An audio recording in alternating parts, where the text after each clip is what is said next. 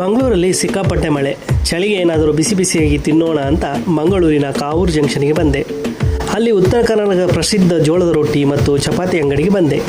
ಅದಾಗಲೇ ಆನಿಯನ್ ಪಕೋಡ, ಮಿರ್ಚಿ ಗ್ರಾಹಕರಿಗೆ ರೆಡಿಯಾಗಿತ್ತು ಮತ್ತು ಮಣಲೆಯಲ್ಲಿ ಹಸಿಮೆಣಸಿನಕಾಯಿ ಕರೆಯುತ್ತಿದ್ದರು. ಈ ಜಾಗ ಕಾವೂರಿನಿಂದ ಬೋಂದಲಿಗೆ ಹೋಗುವ ಮಾರ್ಗದಲ್ಲಿದೆ ಹಾಗೂ KEBಯ ಆಪೋಸಿಟ್ ಡೈರೆಕ್ಷನ್ನಲ್ಲಿದೆ. ಪದಾರ್ಥ ಮಾಡುವ ಜಾಗ ಸ್ವಚ್ಛವಾಗಿದೆ. ಅದಾಗಲೇ ಆನಿಯನ್ ಬೋಂಡ 3ನೇ ಸುತ್ತಿಗೆ ರೆಡಿಯಾಗುತ್ತಿದೆ. ಎಣ್ಣೆಯಲ್ಲಿ ಬಿಡುತ್ತಿರುವುದು ನೋಡಿದರೆ ಈ ಚಳಿಗೆ ಈಗಲೇ ತಿನ್ನುವ ಆಸೆಯಾಗುತ್ತದೆ. ಜೋಳದ ರೊಟ್ಟಿ, ಚಪಾತಿ, ಲೆಮನ್ ರೈಸ್, ವಡಪಾವ್, ಗಿರ್ಮಿಟ್, ಮೆಣಸಿನಕಾಯಿ ಬಜ್ಜಿ, ಈರುಳ್ಳಿ ಬಜ್ಜಿ ಇಲ್ಲಿಯ ವಿಶೇಷ.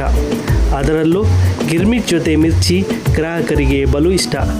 ಜೊತೆಗೆ ವಡಪಾವ್ ತುಂಬ ರುಚಿಯಾಗಿ ನಗುಮೊಗದಿಂದ ಗ್ರಾಹಕರ ಸೇವೆಗೆ ಮಾಡುತ್ತಿದ್ದಾರೆ. ನೀವು ಒಂದು ಸಲ ಭೇಟಿ ನೀಡಿ. ಹಾಗೆಯೇ ನಮ್ಮ ಚಾನಲನ್ನು ಲೈಕ್ ಮತ್ತು